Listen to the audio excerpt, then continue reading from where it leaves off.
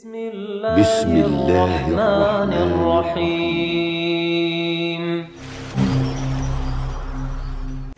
بسم الله الرحمن الرحيم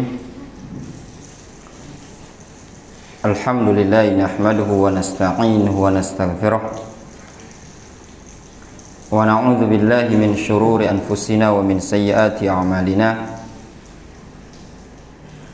من يهده الله فلا مضل له ومن يضلل فلا هادي له وأشهد أن لا إله إلا الله وحده لا شريك له وأشهد أن محمدا عبده ورسوله صلى الله عليه وعلى آله وأصحابه أجمعين أما بعد. Kita masuk pada halaman yang ke-29.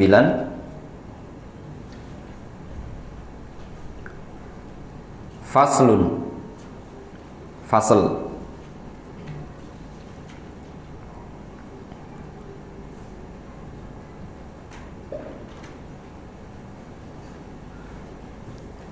Wala yata'allam illa mimman kamulat ahliyatuhu wa zaharat diyanatuhu wa tahaqqaqat ma'rifatuhu wa ishtaharat siyanatuhu. Dan janganlah dia belajar, penuntut ilmu tadi, janganlah dia belajar illa melainkan mimman kamulat ahliyatuhu, melainkan dari orang yang memang sempurna kemampuannya,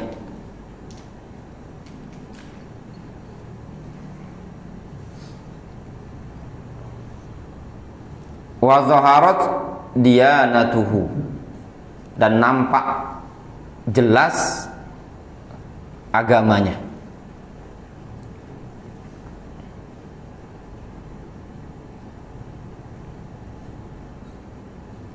wa tahaqqaqat ma'rifatuhu,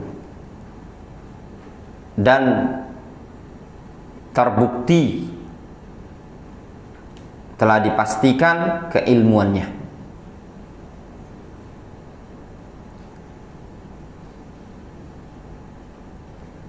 Ma'rifah, keilmuan, pengetahuan. Washtaharat siyanatuhu, dan telah masyhur, dikenal penjagaan dia terhadap ilmu tadi.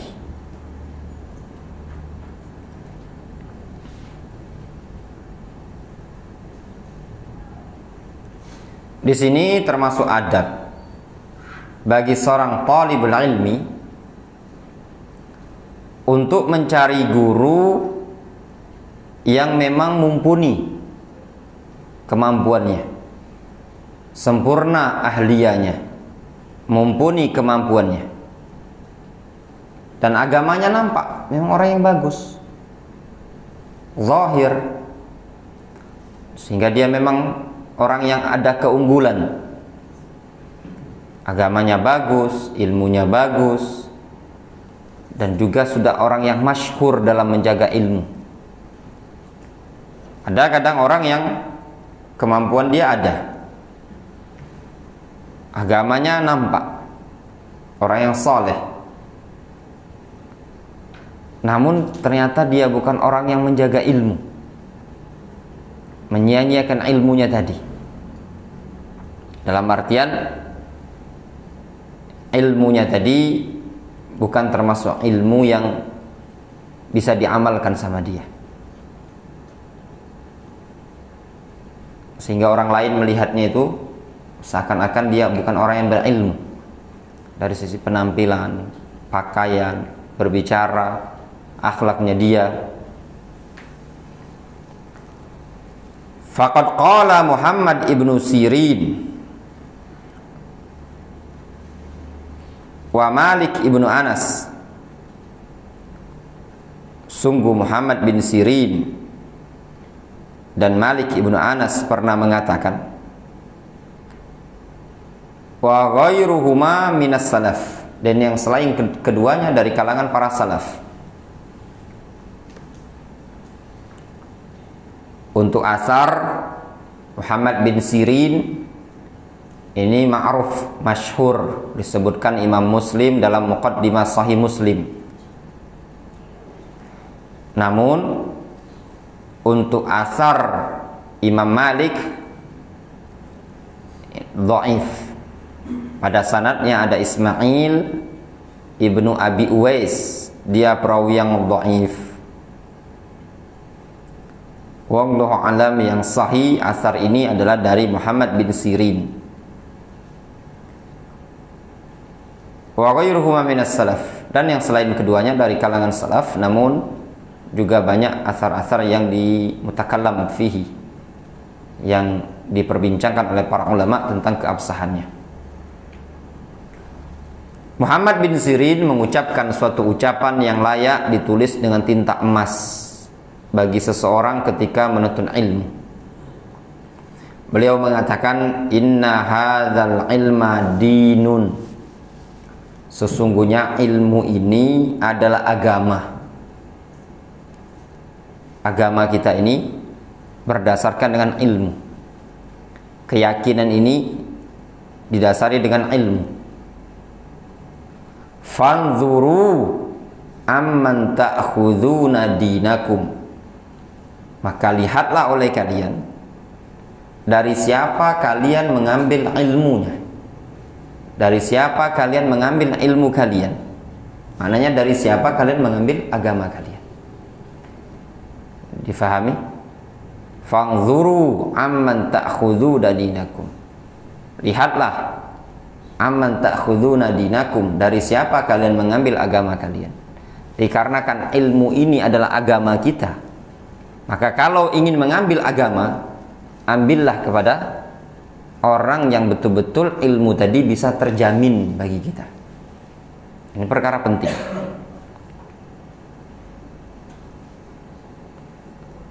Di sini seorang talibul ilmi melihat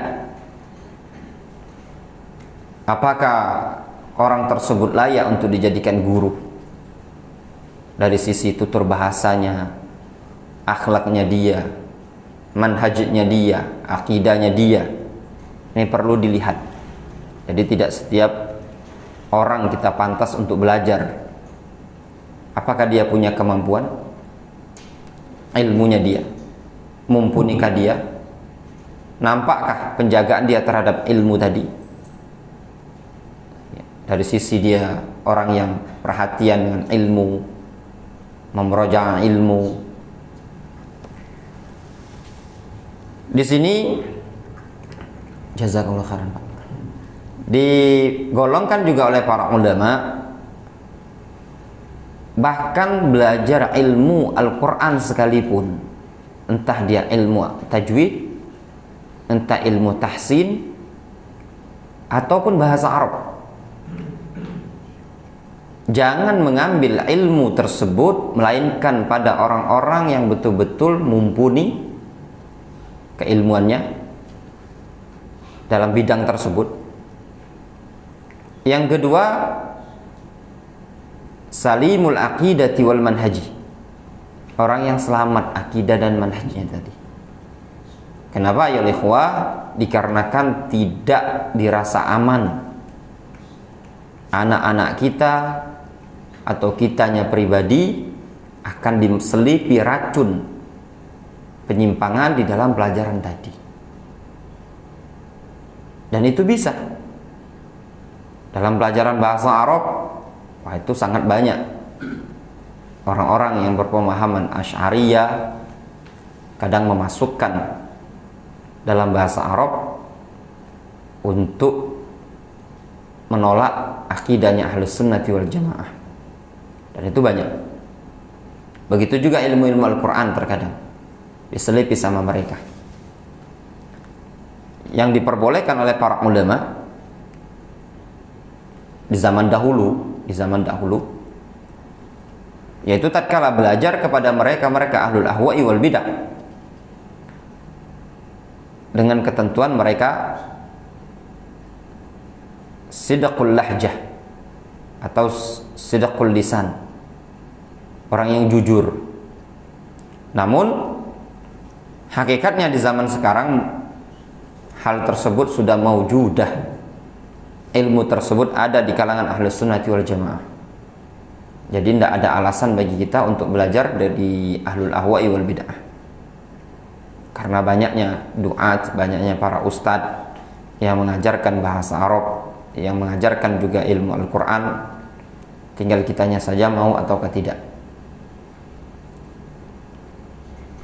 Bahkan dulu ketika kita belajar pelajaran ini sama Syekhuna Syekh Abdurrahman Ibnu Mar'i Al-Adani rahimahullah ta'ala, beliau menyebutkan, "Lau kana fil balad mubtadi'un mubarrizun fi ilmi al-lughah wal qira'ah," kata beliau, "fasbir hatta farrajallahu," kata beliau, kalau seandainya di suatu negeri tadi ada seorang yang mumpuni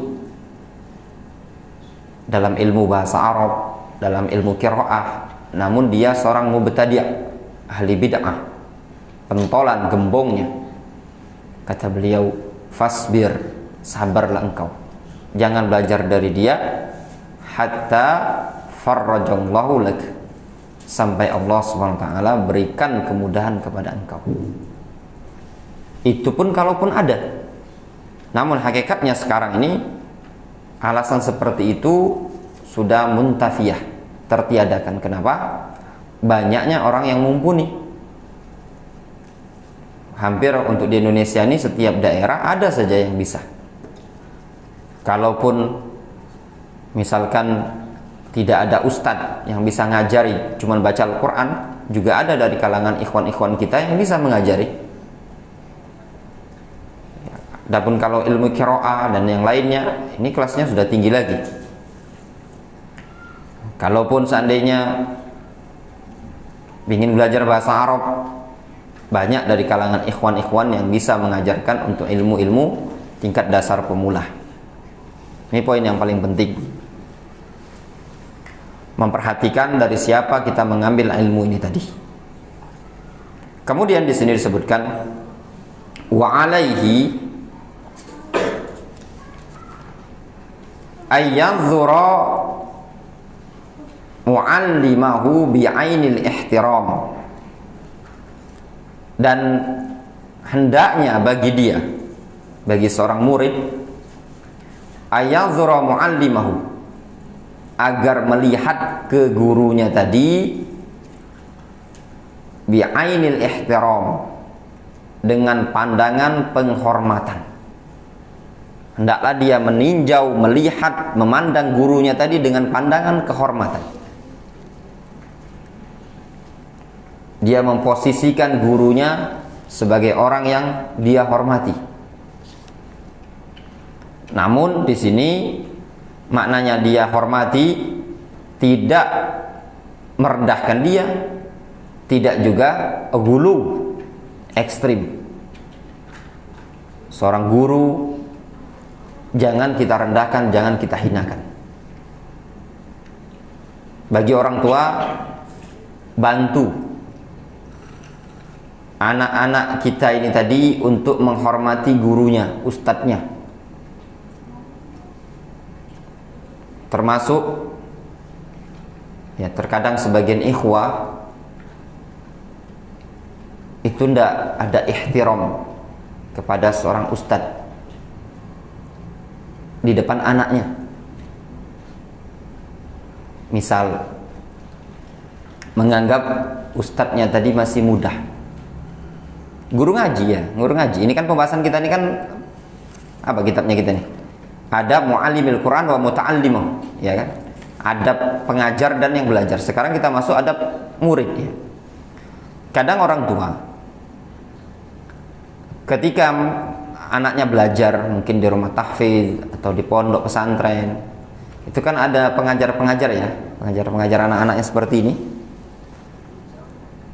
Walaupun dia masih muda, ya, kita itu mungkin sebagian orang kalau manggilnya yang masih muda-muda ini tadi ya mungkin manggil nama lah, ya kan.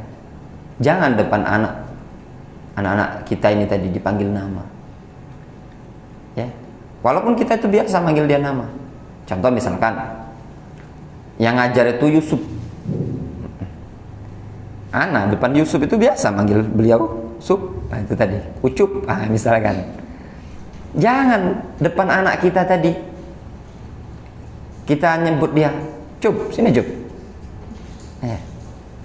panggil dia sebagai ustadz, supaya anak ini tadi punya ihtiram terhadap gurunya dia.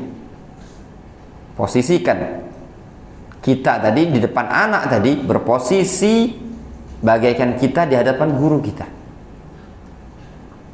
Jangan, ini kawan biasa, Ucup ini kawan mancing, kawan main bola. Tidak seperti itu.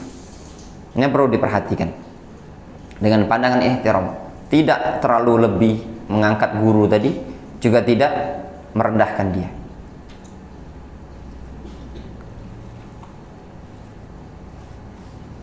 Kemudian disebutkan di sini wa ya'taqida kamala ahliyatihi wa rajhanihi ala tabaqatihi.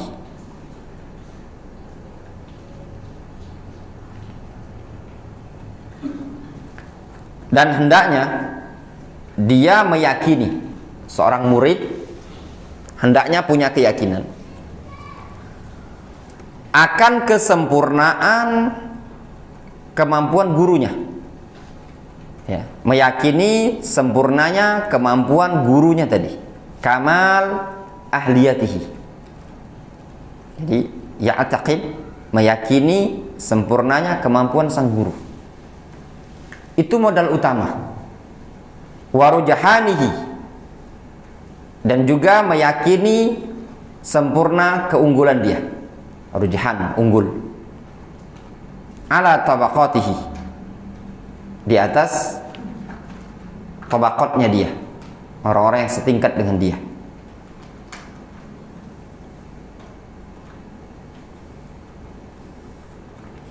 Ini poin yang paling penting juga. Dia seorang guru, ya, seorang guru tadi hendaknya kita yakini bahwasan dia adalah orang yang sempurna kemampuan ilmunya tadi, orang yang unggul dari sisi keilmuan, dan ala tabaqatihi, sesuai dengan kadar tabaqatnya dia. Jangan terlalu diangkat, jangan juga direndahkan, sesuai dengan tabaqatnya dia. Dia cuma tabaqat ustad. Jangan digambarkan gurunya tadi saking sempurnanya seakan-akan gurunya tadi Syekhul Islam Ibnu Taimiyah. Ini udah gulu, ekstrim. Apalagi sampai mengatakan dia adalah ulama. Tidak ada. Mohon maaf juga untuk di Indonesia kalau mau dibilang tidak ada ulama. Ustadz-ustadz kita baik yang lulusan dari Madinah, entah dari Mekah, entah dari Yaman, itu semua tidak ada ulama. Semuanya duat, muballighin, mustafidun, orang-orang yang mempunyai ilmu.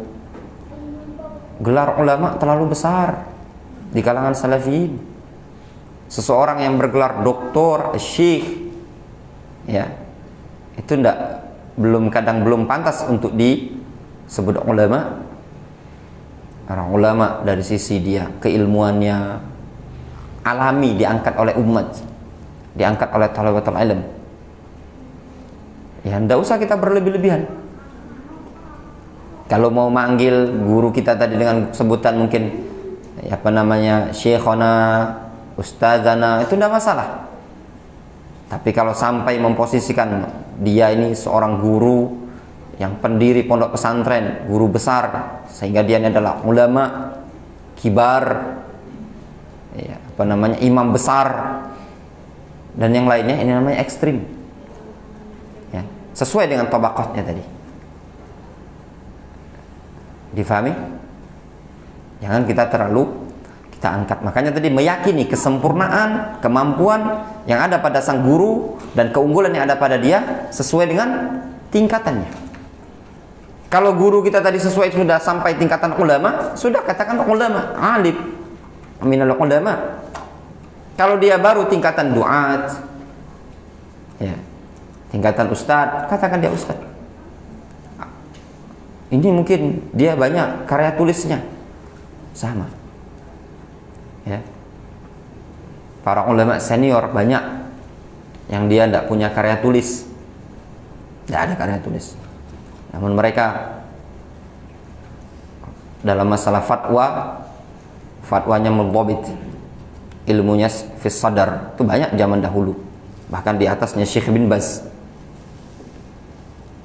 Ini poin yang paling penting. Ya, jadi memposisikan guru tadi, meyakini keilmuan dia, kemampuan dia, kepiawaian dia dalam masalah ilmu, keunggulan dia sesuai dengan tingkatan dia tadi. Jangan diangkat, jangan pula direndahkan. Ini yang sering rusak ini tadi. Kita itu terlalu mengangkat guru kita melebihi kadarnya dia. Istilahnya sebagian masyayikh kita, ilmuhu itu laisa bi akbar min hajmi. Ilmu dia itu bahkan tidak besar dari postur tubuhnya, tapi diangkat melebihi postur tubuh. Ini kurang tepat. Allah Subhanahu wa taala menyatakan dalam Al-Qur'anul Karim, ya ayyuhalladzina amanu kunu qawwamina bil qisti syuhada'a lillah walau ala anfusikum awil walidain wal aqrabin. Kata Allah Subhanahu wa taala, ya ayyuhalladzina amanu kunu qawwamin, hendaklah engkau menjadi orang yang qawwam, tegak bil qist, dengan penuh keadilan,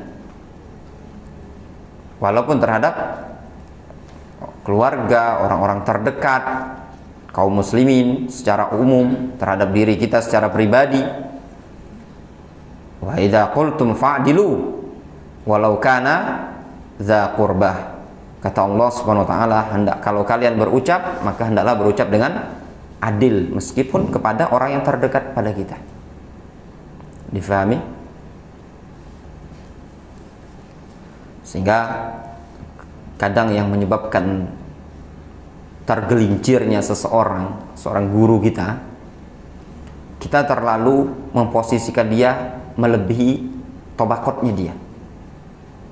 Dia seorang alim, seorang syekh, seorang ustadz, namun diposisikan seakan-akan imam, ya, mujtahid mutlak atau syekhul Islam.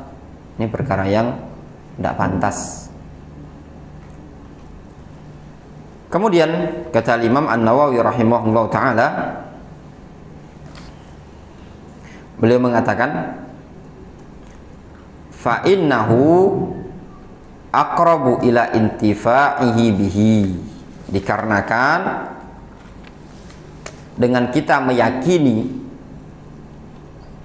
sempurnanya kemampuan sang guru, keunggulan sang guru ini tadi sesuai dengan tingkatan yang ada pada dia, itu lebih dekat untuk mendapatkan kemanfaatan pada guru tadi. Seseorang ya ikhwan akan dapat ilmu kalau dia harus meyakini dulu gurunya ini tadi bisa. Difahami? Kalau antum meyakini gurunya antum memang bisa dia ngajar ngaji, kalau antum sudah ragu-ragu sama kemampuan dia, antum tidak akan dapat ilmu. Antum yakini dulu, udah dia ini orang yang mumpuni, dia orang yang bisa mengajarkan ilmu tadi. Ketika antum sudah meyakini dia orang yang bisa, maka antum akan dapat ilmu. Ada kisah yang sempat ana baca, disebutkan oleh, pernah ana sampaikan di sini. Kisahnya Al-Imam Ahmad rahimahullah ta'ala dan Yahya ibnu Ma'in serta Ahmad ibnu Mansur Ar-Ramadi, sebatas referensi yang Anda baca. Ini kisah disebutkan di kitab yang Anda miliki ya, misalnya disebutkan di beberapa kitab, tapi yang Anda cuma punya, Anda baca di kitab An-Nuqat ala Ibni Salah karya Al-Hafidh Ibn Hajar. Di situ disebutkan Yahya ibnu Ma'in, Imam Ahmad dengan Ahmad ibnu Mansur Ar-Ramadi, tiga-tiganya ahlul hadis, pengen belajar kepada seorang alim, yaitu Abu Nuaim yang dikenal dengan Fadl bin Dukain. Fadl bin Dukain, kunyanya Abu Nuaim.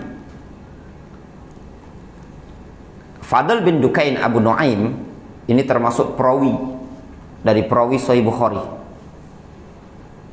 Imamun thiqatun hafidhun thabtun. Jangan diragukan lagi keilmuannya, kekuat hafalannya Fadl bin Dukain atau Abu Nuaim ini tadi. Imam Ahmad, antum tahu sendirilah Imam Ahmad.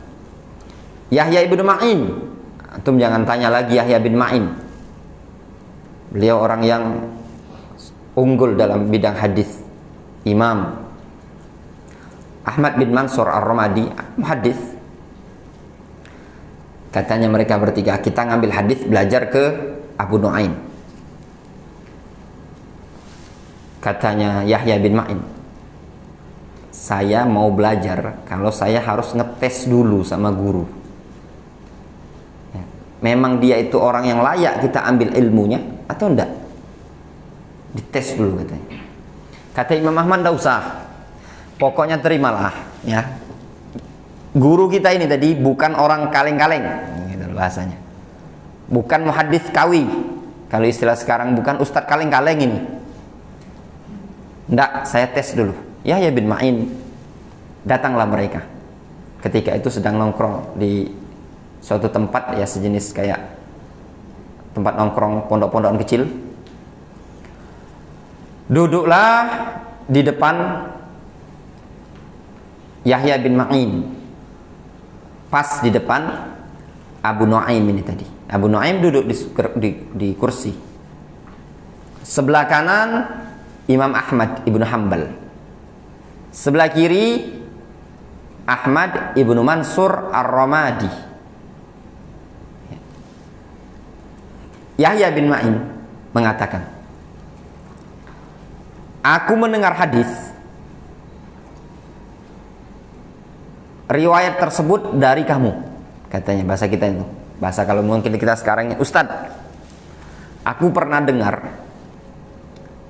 hadis yang riwayatnya dari engkau ya Ustadz dengan lafaz seperti ini. Disebutkan sampai kalau tidak salah sekitar 30 hadis ya, 30 hadis dibolak-balik didengarkan sama Abu Nuaim. Ketika pembacaan yang pertama sampai 10 hadis dibacakan, kata Abu Nuaim, itu ada hadis yang bukan hadisku. Dah, bacakan lagi 10 hadis yang kedua. Ketika dibacakan, sama dikomentari, itu ada hadis yang bukan hadisku. Dibacakan lagi 10 hadis yang ketiga, sampai 30 hadis dibacakan. Kata Abu Nuaim, amma hadza fayamna'uhu wara'uhu wa ilmuhu wa adabuhu. Adapun ini, si Ahmad ini, sikap wara', rasa takut dia, ilmu dan adabnya, itu menghalangi dia dari melakukan tindakan seperti ini. Wa amma hadza, nunjuk Ahmad ibnu Mansur, ini anak kecil baru belajar ilmu hadis, tidak mungkin dia mampu seperti ini. Wa ma baqiya illa anta, tidak tersisa kecuali engkau, ini idenya kamu. Langsung ditendang terus, terlempar, tersungkur Ibnu Ma'in. Ketika tersungkur, Ibnu Ma'in bangkit. Langsung dia mencium Fadl bin Dukain Abu Nuaim tadi. Kata Imam Ahmad, faqad qultu lak. Bukankah pernah sudah kukatakan tadi, jangan coba-coba sama guru kita ini tadi. Maksud dari Al-Imam Ahmad ya, kisah ini tadi ikhwan, jangan coba ngetes guru. Ya, ngetes. Itu tidak adab juga. Bahkan kalau seandainya kita tahu ilmu tersebut, ya sudah, tak usah banyak tanya. Dan jangan sekali lagi seorang talibul ilmi mempermalukan guru di depan halayak ramai. Bisa jadi antum punya ilmu sesuatu yang guru tadi tidak punya ilmu, tapi dia nanya, dia udah tahu jawabannya,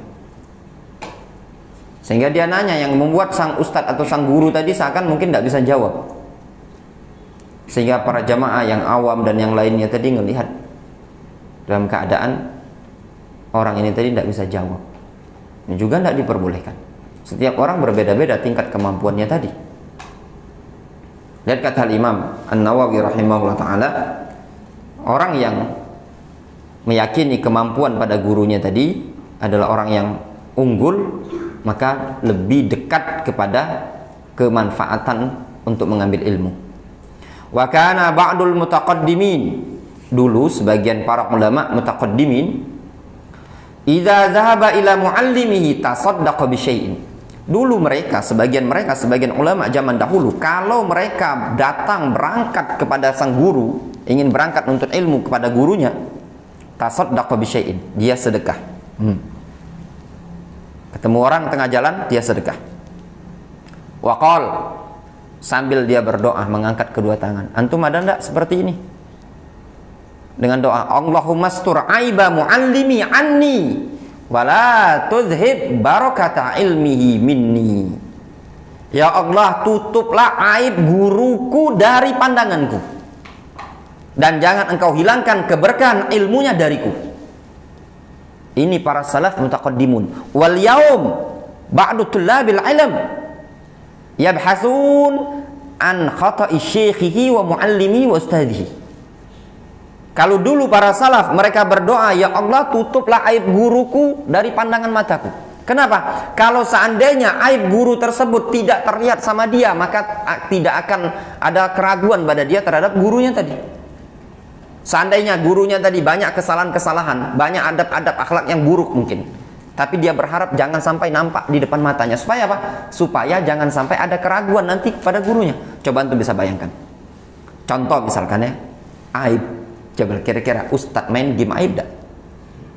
Kayaknya aib ya. Ustadz ngegame, kan? Ya sampai. Kayaknya itu aib lah ya kalau ya zaman sekarang ya. Nah, gambaran. Seandainya antum kelihat ustadz main game di masjid mojok sambil nunggu Jumat, ya kan? Di sini tunggu lamunnya datanglah 11:30 dia ngegame dulu kan, main game HP itu pesawat-pesawatan misalkan. Antum sholat sunnah, perasaan itu gimana lah ya?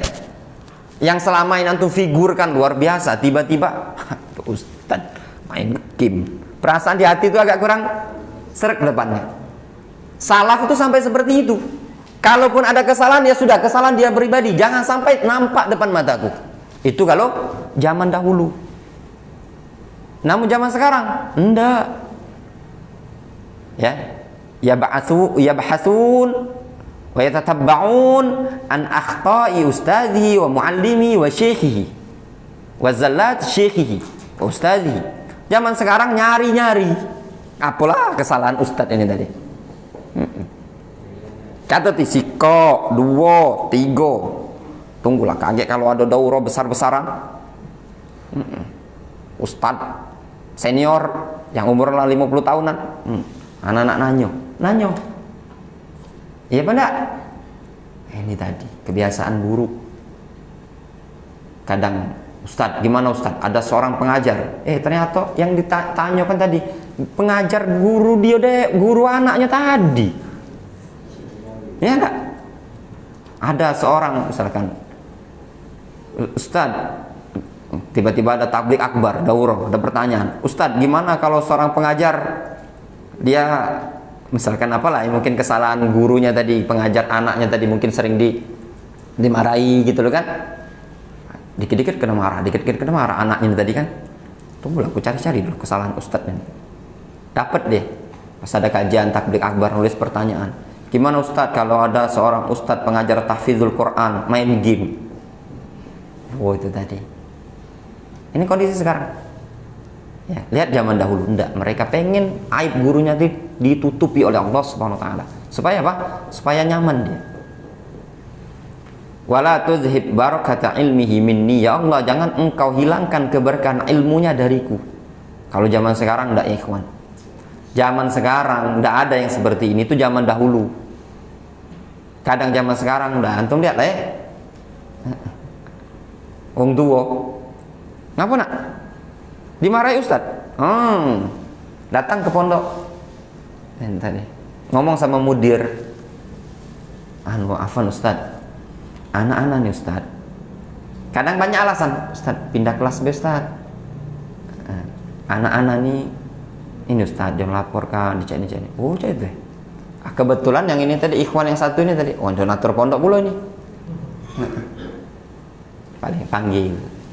Ya sama mudirnya, antum jangan lagi ya kayak ini. Oh ya siap Pak, itu tadi ya. Siap Pak Mudir. Itu tadi. Tidak seperti ini ya ikhwan.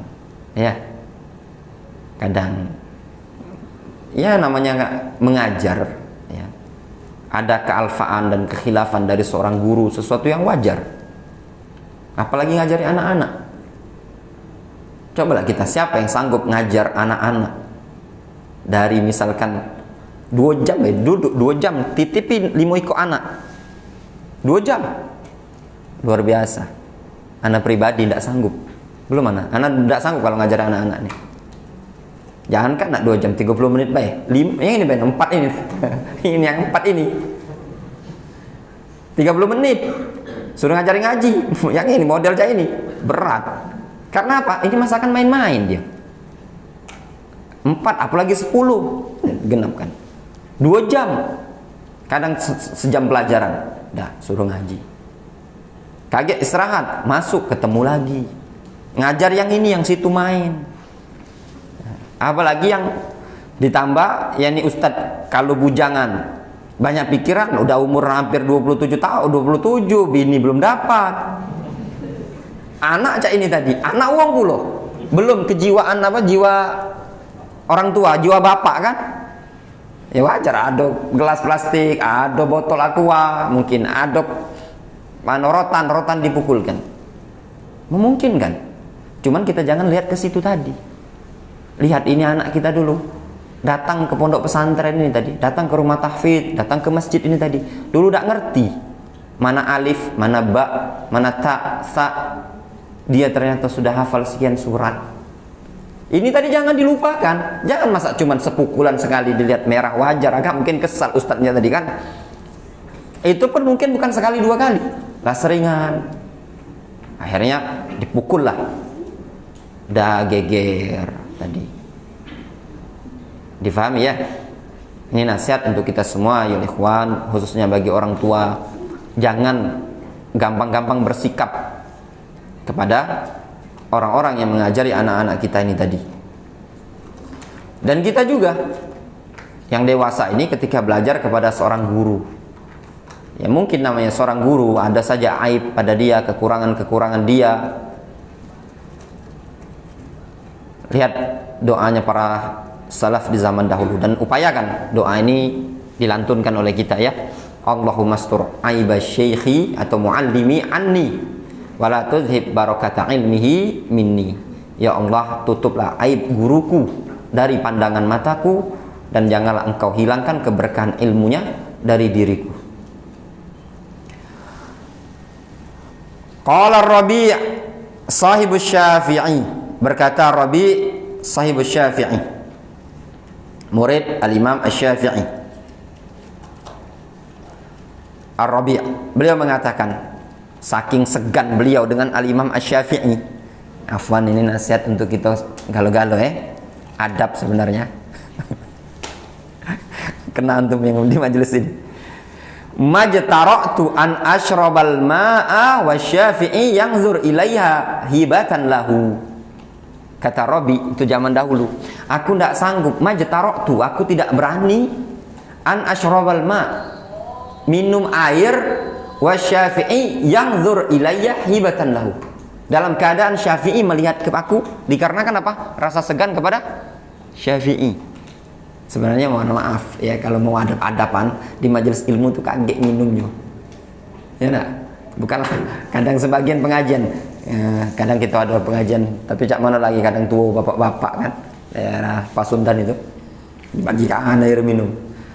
Ya namanya kadang tua bapak-bapak ya, mereka udah terbiasa seperti itu. Namun kalau mau adab itu jangan, sabar. Kalau pengen haus minum, anak-anak kecil misalkan ngomong dulu sama ustadz pengen minum, boleh. Ustadznya kering nyimai, yang di belakang minum, anak-anak tadi itu juga biasakan, ajari anak-anak ya, pesani, tidak masalah dia bawa air minum, nanti kalau mau minum izin sama ustadz, jangan langsung minum supaya dia terbiasa. Tat izin tat, mau minum tat, ustadz ngajar, minumlah di situ, hanya situ minum es ya. Ini kurang bagus. Namanya anak-anak seperti ini, mereka tidak paham, butuh bantuan dari kita tadi untuk mendidik anak-anak ini tadi.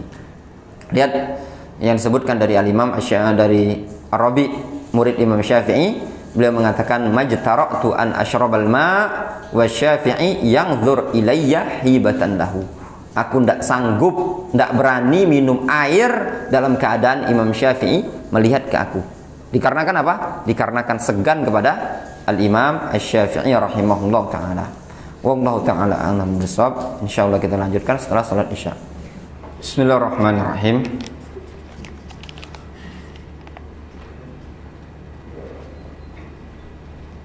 Alhamdulillah wassalatu wassalamu ala Rasulillah wa ala alihi wa ashabihi ajma'in, amma ba'd.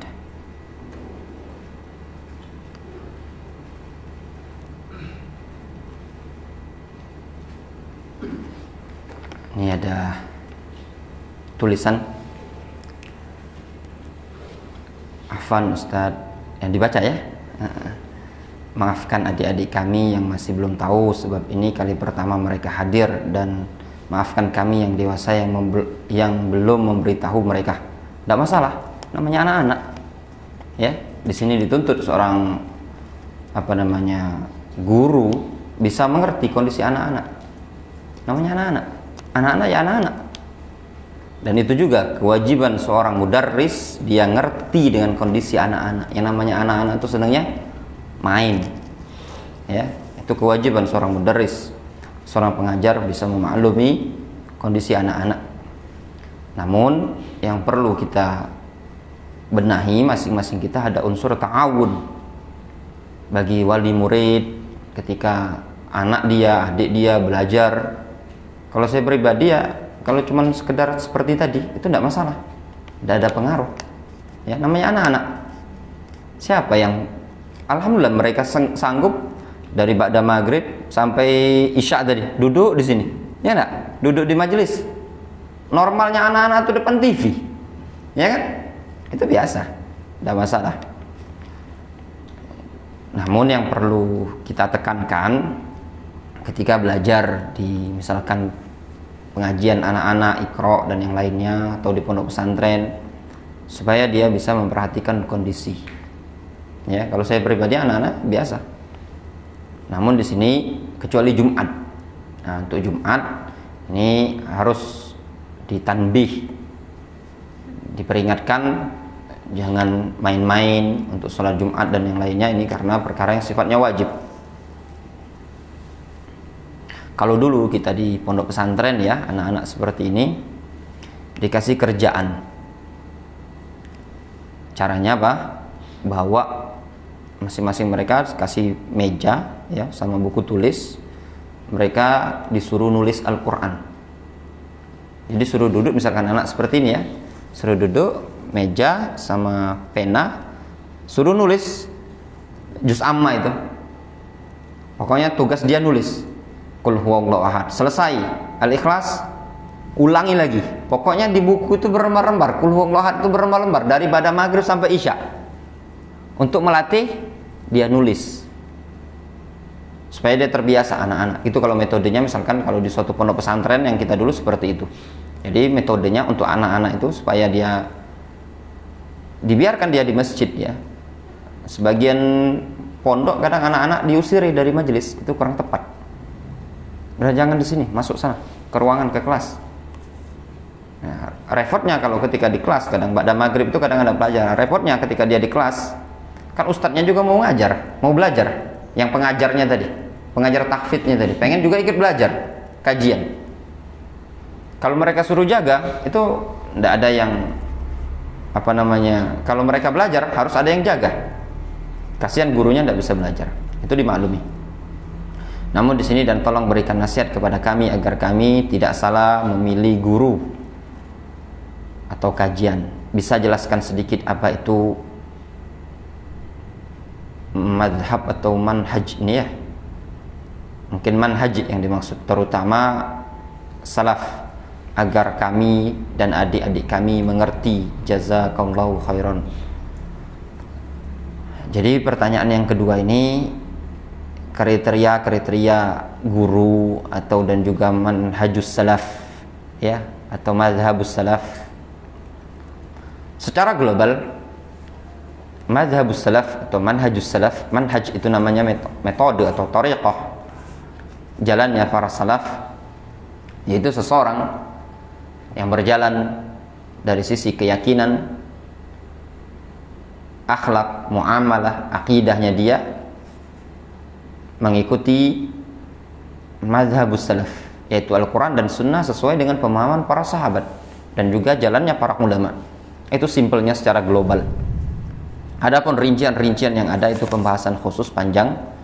Apa itu manhajus salaf, apapun yang disebutkan secara rinci dalam hal ini, itu ada kajian khusus ya. Insyaallah jika Allah SWT mudahkan, nanti akan ada pelajarannya. Itu secara global. Kita lanjutkan, masih berkaitan dengan adab seorang talibul ilmi. Sama ya, kalau saya pribadi juga untuk di kajian-kajian umum masalah minum ya, kita kan pembahasannya adab salaf. Adapun kalau seandainya memang dibutuhkan ya tidak masalah, dibagikan air sambil ta'lim, ada minum juga tidak masalah sih. Namun kalau dalam zaman dahulu mereka menjaga tindakan-tindakan seperti itu dalam rangka menghormati, memuliakan majelis ilmu. Kita lanjutkan. Sengaja kita sebutkan ini ya ikhwan, untuk adab seperti ini supaya kita tuh tahu. Oh, seperti ini majelisnya mereka para ulama di zaman dahulu, adabnya mereka para ulama di majelis ilmu. Karena sebatas yang saya ketahui ya, banyak dari sekian kajian-kajian kita ini rata-rata kan fikih, adab secara umum atau tauhid ya kan, rata-rata di tempat-tempat kajian jarang kita dibahas adab di majelis ya. Adik-adik, apa doanya turun hujan? Doa turun hujan apa? Itu yang baju yang depan ini apa doanya? Udah hafal? Belum hafal. Tuh. Belum hafal. Sudah hafal? Apa doanya? Allahumma shayyiban nafi'an. Diingat ya, Allahumma shayyiban nafi'an. Allahumma shayyiban nafi'an. Ya Allah, turunkanlah hujan yang bermanfaat. Kita lanjutkan. Warwaina an Amiril Mukminin Ali bin Abi Thalib radhiyallahu anhu, dan sungguh kami telah meriwayatkan dari Ali bin Abi Thalib radhiyallahu anhu, Ali mengatakan, min haqqil alimi alaika an tusallima ala nas amatan wa takhussuhu dunahum bitahiyyah. Termasuk hak seorang alim pada dirimu yaitu engkau mengucapkan salam kepada orang banyak secara umum. Wa tahussahu dunahum bitahiyah, dan engkau khususkan dia dengan salam. Gambarannya gini, ikhwan, termasuk hak seorang alim, seorang guru, kita mengucapkan salam, datang ke majelis, masuk misalkan ya majelis, assalamualaikum, untuk banyak orang. Kemudian dia mendekat ke ustadznya atau dia mengatakan ke ustadznya, Ustadz, assalamualaikum. Waalaikumsalam, kata ustadznya. Difahami? Ini adab yang disebutkan oleh Imam An-Nawawi. Selain Al-Imam An-Nawawi juga disebutkan oleh Al-Khatib Al-Baghdadi. Al-Khatib Al-Baghdadi dalam kitab Al-Jami' li Akhlaqir Rawi wa Adabis Sami'. Dan juga disebutkan oleh Imam Ibnu Jama'ah Al-Kinani dalam Tazkiratus Sami' wal Mutakallim. Namun ya ikhwan, adab ini tadi, adab yang seperti ini, memberi salam secara umum, kemudian memberi salam lagi secara khusus kepada gurunya, adab seperti ini laisa alaihi dalil, tidak ada dalil khusus, ya. Dalam artian sebenarnya sudah tercukupi ketika datang ke majelis mengucapkan assalamualaikum, tidak mesti harus dikhususkan lagi untuk gurunya tadi. Namun kalau seandainya dia mengucapkan assalamualaikum, mungkin gurunya tidak dengar, yang lain udah kedengaran, kemudian mungkin dia duduk, misalkan datang dari sana, dia mengucapkan assalamualaikum, ya. Kemudian yang lain di situ jawab waalaikumsalam. Kemudian mungkin dia duduk di depan, dia mengatakan assalamualaikum, waalaikumsalam, itu tidak masalah. Namun kalau mengkhususkan dengan rutinitas, ini tidak ada dalil secara khusus.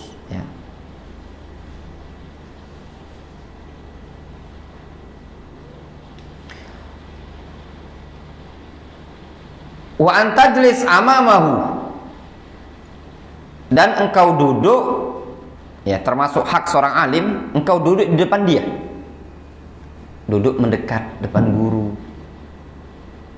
ya mendekat. Itu diambil hadis dari hadisnya Jibril. Pernah tahu kan? Mungkin pernah dikaji, mungkin di sini hadis Arba'in Nawawi. Jibril datang mendekat kepada Rasul sampai-sampai lututnya Jibril ketemu dengan lututnya Rasul sallallahu alaihi wasallam. Itu adab. Ketika di akhir hadis Rasul bertanya kepada Umar, "Ya Umar, atadri manis sa'il?" Wahai Umar, tahu siapa yang bertanya tadi? Apa kata Umar? Allah wa rasuluhu a'lam. Apa jawab Rasul? Fa innahu Jibril atakum yu'allimukum dinakum. Itu Jibril datang kepada kalian untuk ngajari urusan agama kalian. Kata para ulama, seluruh tindakan Jibril tadi itu adalah adab dalam menuntut ilmu. Pakaian rapi, putih, bersih, mendekat ke guru, itu semua adab. Duduk di depan. Wala tusyiranna indahu biyadika. Janganlah engkau mengisyaratkan di samping dia dengan tanganmu, nunjuk-nunjuk, ya, tangannya tadi di depan sang guru. Ini kurang tepat, kecuali kalau ada kebutuhan, misalkan pengen izin, ya, afwan Ustadz, izin mau ke WC ke belakang, jangan nyelonong, ya dah, angkat tangan. Sama di majelis seperti ini juga, ya, kalau seandainya ingin keluar, itu angkat tangannya seperti ini. Bisa semata-mata dia dengan isyarat seperti ini sudah, insya Allah ustadznya faham, ya, itu izin. Itu termasuk adab dimanapun. Seandainya di kajian, ya, kasih isyarat, jangan langsung nyelonong, langsung keluar, pengen ke toilet, pengen wudhu, angkat tangan, kemudian ke belakang. Adapun kalau tidak ada kebutuhan seperti itu, maka tidak diperbolehkan, ya, kurang adab. Misalkan ada kawannya, ada sesuatu di majelis tadi, nunjuk-nunjuk kawannya, ya, sini misalkan. Itu kurang tepat. Kemudian wala taghmizanna bi'ainika, jangan pula engkau memberikan isyarat dengan mata. Ghamas itu isyarat dengan mata seperti depan ustaz gini ya nak? Ini kawannya duduk, nah Reza ini nah, mana Den? Nah itu tadi Den di situ, tahu Reza? Nah itu tadi, ya kan dengan dapat sampai di kalangan para salaf adabnya sampai seperti ini. Nah bayangkan antum, tidak diperbolehkan. Wala taqulan qala fulan khilafan liqaulihi, jangan pula engkau kalian mengatakan telah berkata si fulan dalam rangka menyelisih pendapat ustadzmu tadi. Nah ini juga termasuk adab kadang ya, kurang tepat. Gini, ada pengajian, apa contohnya? Permasalahan fikih biasanya beda pendapat ya. Ada ustadz misalkan masalah apa? Contoh kunut subuh misalkan ya, anggaplah ada ustadz salaf yang berpendapat kunut subuh itu sunnah lah, mengikuti pendapat sebagian ulama Syafi'iyah misalkan. Jadi ini sang ustadz dia nyampaikan, atau misalkan anggaplah ini ya, anggaplah di sini misalkan yang ngajar di sini Ustadz Abdurrahman Yusa, ya kan? Beliau misalkan beliau itu mengatakan kunut subuh itu sunnah. Dan itu yang rajih menurut beliau, ulama Syafi'iyah. Itu memang ada ya ulama Syafi'iyah. Ya. Makanya tarik ulur di kalangan para ulama, apakah boleh diponis kunut subuh itu bid'ah? Ini memang ada khilaf di kalangan para ulama. Ana mengatakan kunut subuh ya tidak disunahkan. Tiba-tiba nyeletuk. Ini kan Ustadz, Ana dengar pertanyaan, Ana kan buka pertanyaan, Ustadz, saya mendengar kajian Ustadz Fulan, dia menyatakan seperti ini. Itu enggak, langsung disebut namanya, Ustadz Fulan itu si A. Dia menyatakan seperti ini. Kita menyatakan hukumnya bid'ah, itu menyatakan sunnah, itu enggak boleh. Atau kita mengatakan misalkan hukumnya haram. Tahu-tahu ada Ustadz, misalkan hukum apa? Makan daging buaya ya. Kan ada khilaf ya, buaya laut bukan buaya darat. Maksudnya buaya nih, buaya yang di sungai atau yang di air, buaya air maksudnya. Karena ada khilaf. Sebagian para ulama mengatakan ini hewan buas, digolongkan hewan buas. Kullu dzinabin minas sibak fahuwa haram. Setiap hewan buas yang bertaring itu haram. Sebagian para ulama mengatakan ini digolongkan hewan air. Huwa tahuru ma'uhu al-hillu maitatuhu. Air laut itu air, ya bangkainya, airnya suci, bangkainya halal, berarti seluruh hewan laut itu halal. Jadi buaya pun halal.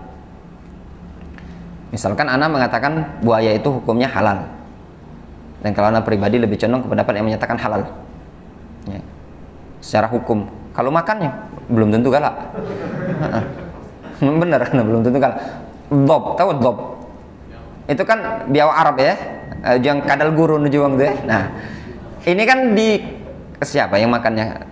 Jabir atau Abu Sa'id? Sampai terkenyang-kenyang, sampai kuahnya diirup-irup. Nah, Rasul ditawar di depan Rasul nggak galak makan. Karena kenapa? Karena nggak biasa Rasul makan itu tadi. Sahabat yang ini tadi makannya sampai kuahnya pun diirup-irup sama dia. Nah, ini bukan menunjukkan Rasul mengharamkan, bukan, tapi tidak dimakan sama Rasul. Ya sama lah kalau buaya. Anak pribadi lebih condong ke pendapat yang menyatakan buaya itu halal. Tapi ya kalau disodori, ya belum tentu, mikir-mikir dulu makannya tadi. Nah, tiba-tiba ada pertanyaan ketika Anda nyampaikan buaya hukumnya halal dan seluruh hewan laut halal. Tiba-tiba ada yang nyeletuk. Ustadz, saya dengar kajian Ustadz Reza menyampaikan buaya itu hukumnya haram dimakan. Ini tidak ada. Langsung menyebutkan nama Ustadz Fulan tadi. Namun kalau dia mengatakan, Ustadz saya pernah dengar kajian, ada Ustadz yang menyatakan buaya itu hukumnya halal. Gimana Ustaz? Nah, apalagi kalau tadi misalkan ana kajiannya cuma menyebutkan satu pendapat, ya boleh ana jelaskan. Itu memang ada khilaf sebagian para ulama. Tadi saya menyebutkan satu pendapat, sebagian para ulama ada yang menyatakan hukumnya haram atau halal, dijelaskan rincian. Itu tidak masalah tanpa menyebutkan. Difahami? Ini yang tidak bagus ya, dijauhi menyebut langsung pendapat ustadz tersebut. Kemudian wala tagtabanna indahu ahadan, janganlah engkau menggibai seseorang pun di samping dia. Depan ustadz ngomongi kawan ya, lagi duduk di majelis ngomong santai-santai, ngibah, tidak diperbolehkan.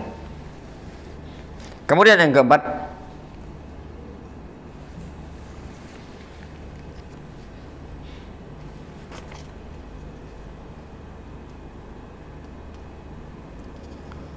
wala tusyawir jalisaka fi majlisihi. Nah, ini yang sering diantum di kajian ya. Wala tusyawir, jangan musyawarah, jangan ngobrol, jangan bisik-bisik ya. Jalisaka, terhadap teman dudukmu. Jangan ngobrol sama teman dudukmu di majelis sang ustadz atau sang guru tadi. Ini juga sering terjadi ya kadang sebagian ikhwan. Cuman tadi antum ngapo apa telat datang atau bocor. Cuman ganti atau nampal. Ngobrol di pengajian dia tadi. Kan yang belakang, apalagi yang tablik akbar ya, yang daurah itu ya. Duduklah belakang dekat dinding. Oh. Iya telat tadi ngantar istri ke rumah sakit. Cuman nah, hamilan keberapa? Hamilan 8 masuk 9 gitu tadi. Ustadznya berapi-api ini tadi kan. Ini tidak diperbolehkan, kan adab, termasuk adab ya. Jangan ngobrol sudah. Termasuk pun misalkan ada hal yang ingin penting itu tadi ya.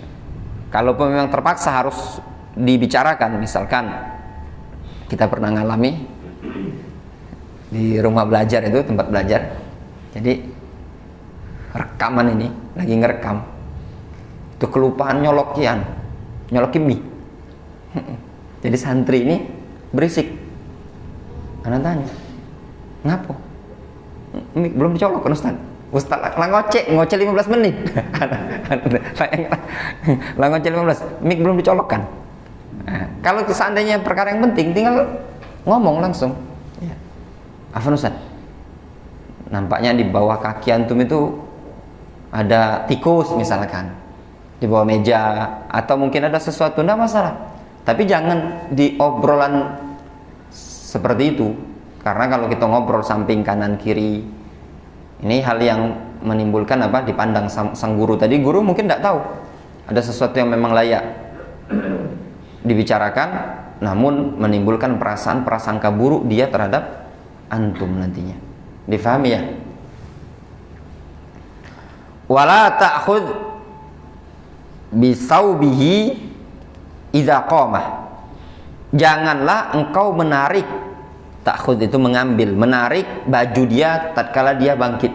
Nah, ini mungkin jarang lah ya, tarik baju ustad ya, ustadnya nak pergi, mungkin nak bertanya dia Ustaz tadi nak nanya dulu Ustaz, baju kalau gamisnya ini ditarik atau sarungnya itu tidak bagus.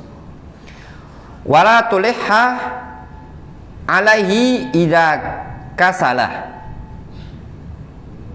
jangan mendesak sang guru tadi apabila dia sedang tidak semangat,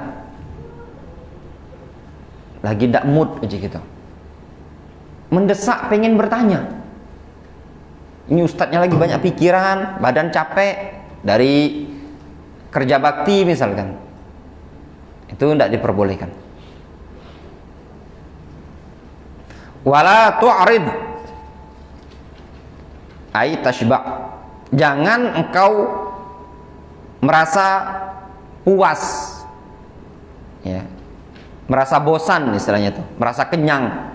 Jangan engkau berpaling atau merasa kenyang, bosan min tuli suhbatihi, dikarenakan lamanya duduk di majelis dia atau berteman dengan dia.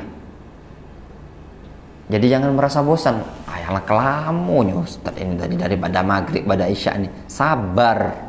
Ya, sabar. Ya, walaupun hendaknya juga sang Ustaz diminta pengertian.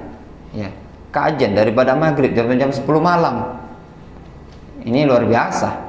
Dan itu pernah ya dilakukan sama Rasul. Jadi Rasul pernah khutbah luar biasa, dan itu khutbah terpanjang. Beliau khutbah, intinya khutbah itu sampai sore, sampai menjelang maghrib. Sampai sahabat yang menceritakan tadi, itu Rasul menyebutkan seluruh kisah sampai menjelang hari kiamat. Kata sahabi, alimahu man alimahu wa jahilahu man jahilahu. Yang tahu, yang ingat, yang tidak ingat sudah. Saking panjangnya Rasul berceramah. Dan itu jarang, bukan dijadikan rutinitas. Dalam artian di sini seorang murid dituntut untuk sabar ketika bersama gurunya. Kemudian terakhir, kata Al-Imam An-Nawawi, wa yanbaghi ayata'addab bihadhil khisal allati arsyada ilaiha Ali ibnu Abi Thalib radhiyallahu anhu. Seyogyanya, sepantasnya, wayan bagi itu artinya sepantasnya, selayaknya bagi seorang murid tadi ayat ta'adab, beradab, berakhlak dengan perangai-perangai yang telah dibimbingkan oleh Ali bin Abi Thalib ini tadi. Terakhir, faedah, wa ayyarudda ghibata syekhihi in qadirah. Hendaklah dia menolak, membantah penggibaan terhadap gurunya kalau dia mampu. Jadi kalau dia duduk di suatu majelis sama kawan-kawannya, ada orang yang membicarakan gurunya, ya, menyebutkan aib gurunya, membicarakan gurunya tadi, hendaklah dia bantah, dia bela kehormatan gurunya tadi. Kalau sesama muslim kita wajib membela kehormatannya, apalagi guru. Fa in ta'azzaru alaihi radduha. Kalau seandainya tidak memungkinkan bagi dia untuk membantahnya, faraqa dzalikal majlisah, maka hendaklah dia meninggalkan, mengasingkan diri dari majelis tadi. Ini sikap seorang talibul ilmi. Ketika dengar gurunya dia jadi omongan sebagian ikhwan, sudah, bantah, nasihati mereka, tinggalkan tindakan tersebut. Ghibah haram, sampaikan kepada mereka, ghibah haram. Apalagi yang antum ghibah ini, kan antum ngomong ini tadi adalah guru kita sendiri yang ngajari kita, ngajari anak-anak kita. Antum nasihati. Dan kalau seandainya antum tidak mampu, ternyata yang menggibah ini tadi orang-orang senior, ikhwan-ikhwan senior, donatur pondok. Ya sudah, antum pergi di situ, jangan dengarkan. Ya. Dan tidak perlu juga bagi antum untuk menyampaikan ke Ustadz, anak dengar tadi Bapak fulan ngomongnya antum. Itu tidak bagus juga. Itu tidak bagus ya. Itu juga termasuk perangai yang tidak bagus bagi seorang talibul ilmi. Kalau seandainya antum mendengar sesuatu yang buruk, ada orang membicarakan gurunya antum, selagi yang dibicarakan tadi cuman ghibah dan tidak memudaratkan gurunya antum, tidak perlu disampaikan. Kecuali memudaratkan, misalkan mereka ini konspirasi, ingin nyegat gurunya, ya anak kita sering kena pukul sama ustadz ini, cegat tuh lah di simpangan itu ya. Antum megangi kakinya, megangi tangannya, kita kibet. Nah, ini mudarat, antum terdengar, wajib bagi antum untuk memberitahu sang guru tadi. Yang masalah ini kalau udah antum tahu, balik ngajar ini tadi bakal kena cegat.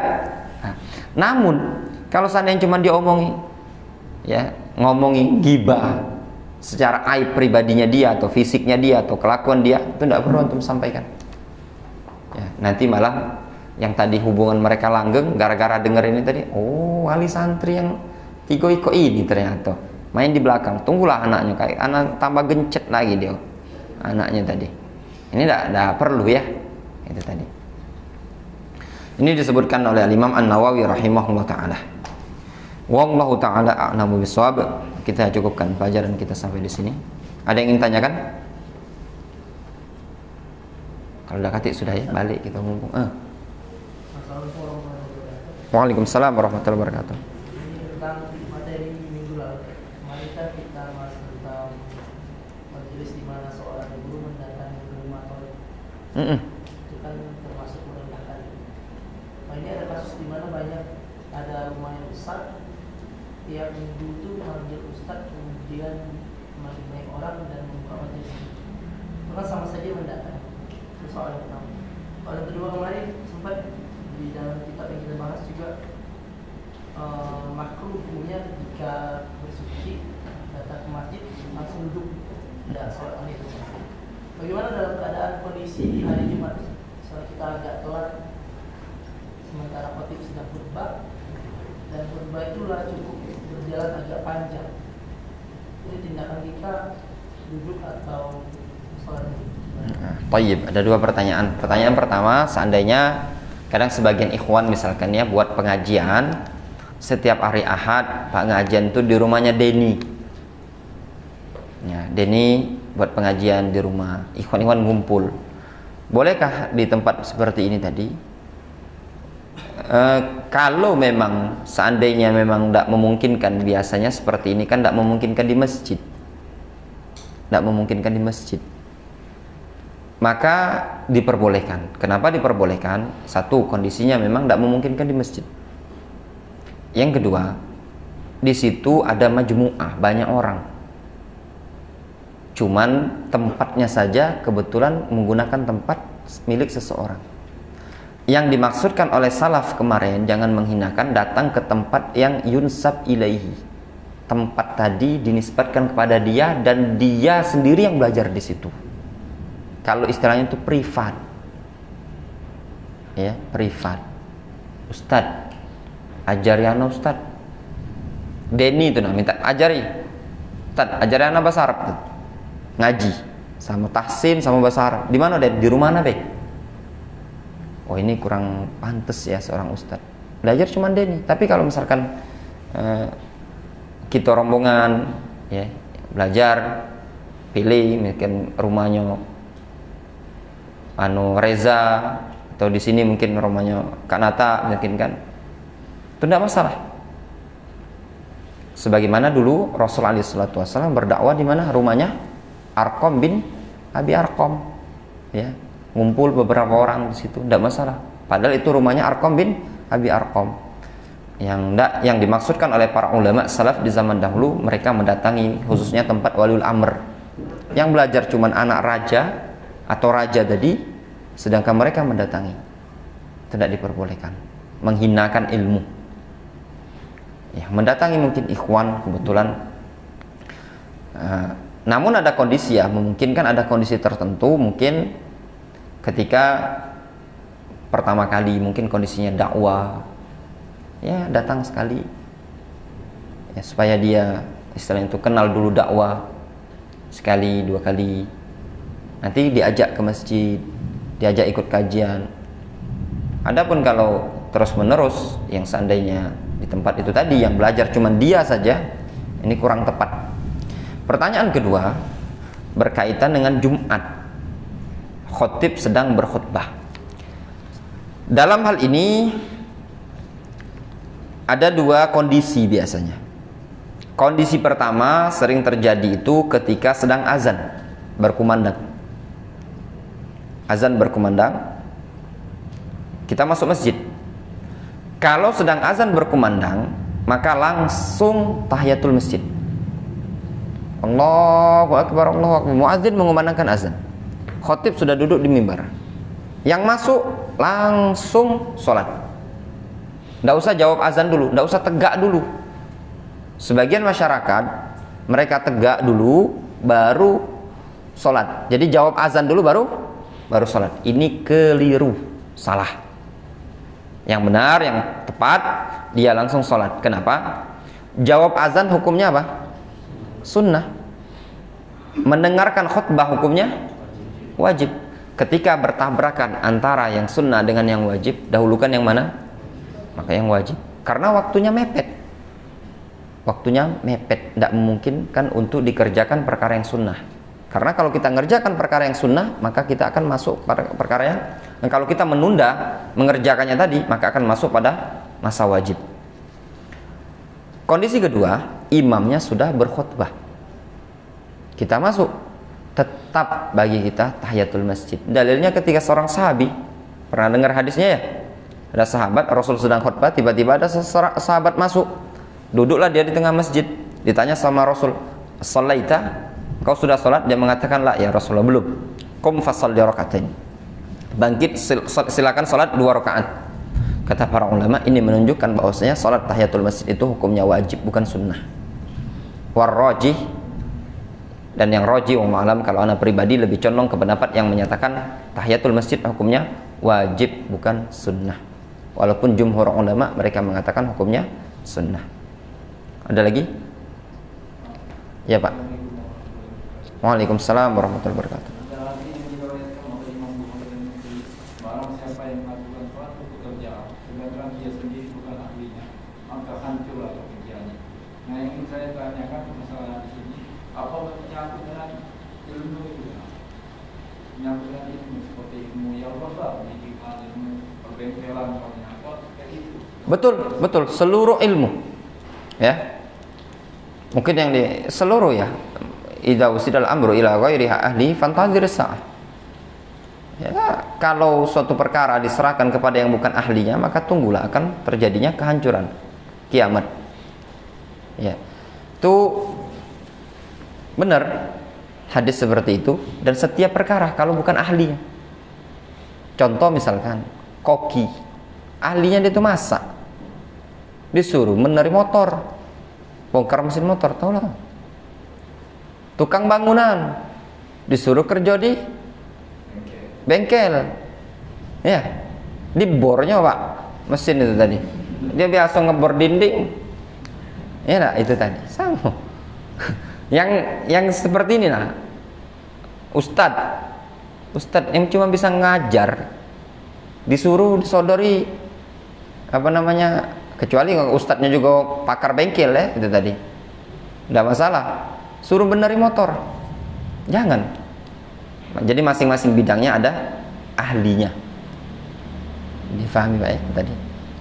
Jangan kita paksakan. Ini juga terkadang di masyarakat ya. Seseorang yang bukan ahlinya tapi dia tampil. Khususnya ini tadi ya, mohon maaf, khususnya kadang di parlemen.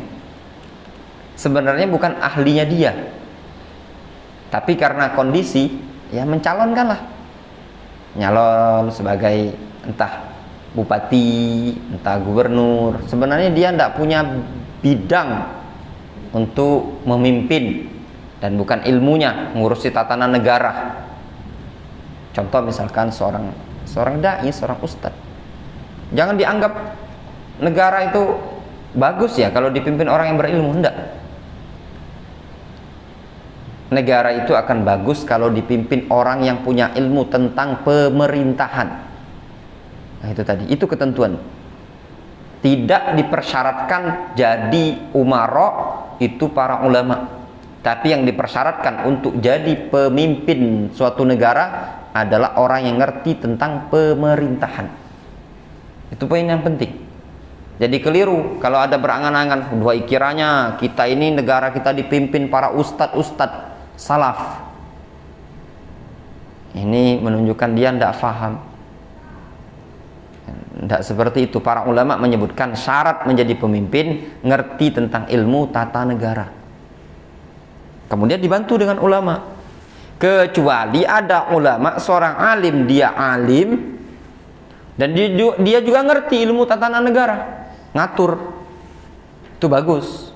Seperti Abu Bakar As-Siddiq, Umar bin Khattab, Rasulullah SAW sebelumnya, Utsman, Ali, dan yang lainnya ada. Makanya ada hubungan antara ulama dan umara. Contoh Saudi Arabia.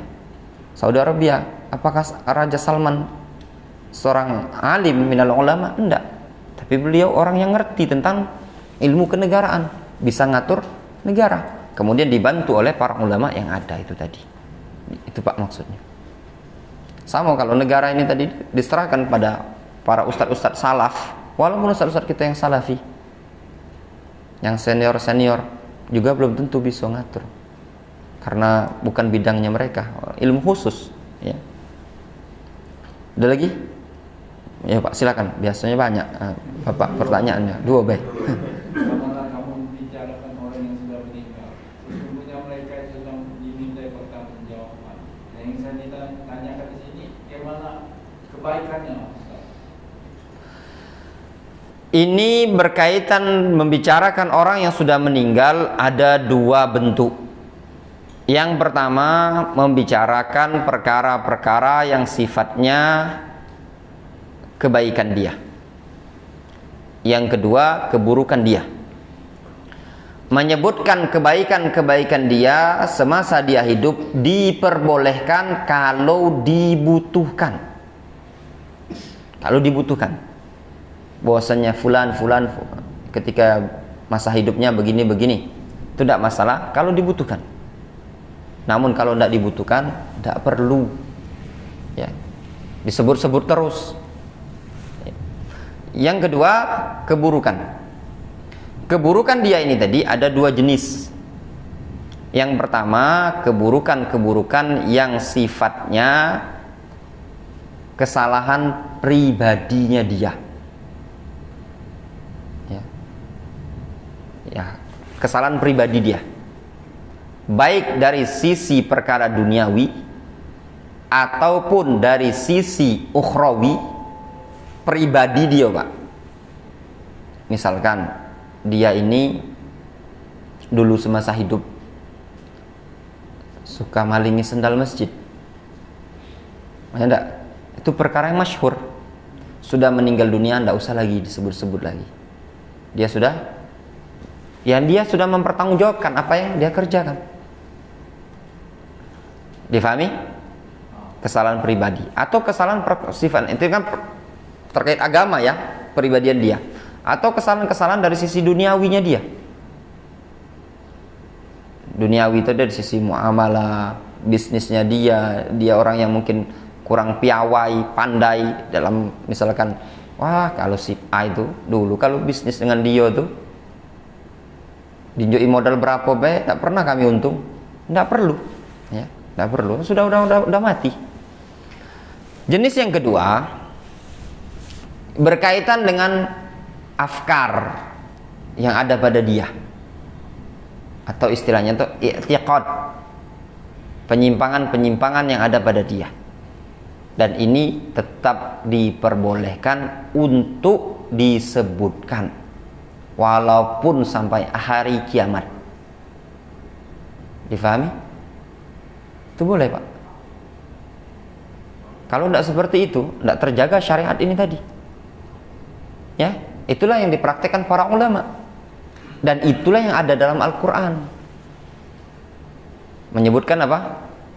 Kenyelenehan Fir'aun, Qarun, nyelenehnya siapa? Abu Lahab, Abu Jahal, Abu Lahab, dan para ahlul ahwa'i wal bid'ah yang ada di zaman dahulu yang memerangi Islam, memerangi kaum muslimin, atau tokoh-tokoh sufia. Misalkan di kampung kita ada orang tokoh sudah meninggal, dia ini membawa pemikiran, misalkan pemikiran wahdatul wujud, meyakini Allah Subhanahu wa taala berada dalam jasadnya dia, dan itu sudah menyebar di tengah-tengah masyarakat. Atau dia membawa pemikiran-pemikiran yang segala macam ya, yang aneh. Atau dia meyakini bawa pemikiran bahwasanya mengkafirkan orang yang tidak berbaiat kepada kelompoknya dia, gitu loh. Atau dia bawa pemikiran mengkafirkan pemerintah, bawa pemikiran ISIS, gembongnya ISIS Pak. Dan tetap kita punya kewajiban untuk membantah dan menyebutkan kesalahan tersebut walaupun orang sudah meninggal dunia. Dan itu yang diperhatikan oleh para ulama. Difahami? Ya. Ada orang bawa pemikiran-pemikiran nyeleneh, tetap boleh dibicarakan. Adapun aibnya dia tidak perlu. Misalkan dia itu ngomongnya kasar, tidak perlu. Tapi poin titik poin yang dia tadi permusuhan atau bahkan dia sudah menyebarkan syubhat, itu tetap kita bantah. Menyebut namanya dia diperbolehkan. Itu yang dipraktekkan oleh para ulama. Seperti contoh Hasan al-Banna. Udah meninggal Hasan al-Banna, dan sampai sekarang para ulama tetap menyebutkan bantahan terhadap Hasan al-Banna, tokoh Ikhwanul Muslimin, ya. Atau tokoh Syiah Rafidhah. Walaupun sudah meninggal ratusan tahun, ribuan tahun yang lalu, tetap para ulama di zaman sekarang menyebutkan penyimpangannya. Itu tidak masalah. Seperti zaman dahulu yang digembongnya ahli bid'ah Jahmiyah, seperti siapa? Jahm bin Safwan, ya, Ibnu Abi Duad yang ada di zaman Imam Ahmad, atau Bishr al-Mirisi, itu tetap diperbolehkan. Difahami, Pak? Jadi pemikiran dia ini tadi, jangan terlalu sok bijak. Dia kan sudah meninggal dunia, janganlah disebut-sebut lagi. Iya, aib pribadi dia tidak usah disebut, jangan, tidak diperbolehkan gitu. Adapun pemikiran dia tadi tetap. Sebab kalau tidak kita bongkar lagi, nanti banyak akan berpengaruh pada umat. Karena udah nyebar, apalagi zaman media zaman sekarang ini tadi. Ya, difahami, Pak? Itu tadi. Ada lagi? Terakhir. Dah cukup ya? Naktafi bihadza subhanallahi wa bihamdihi.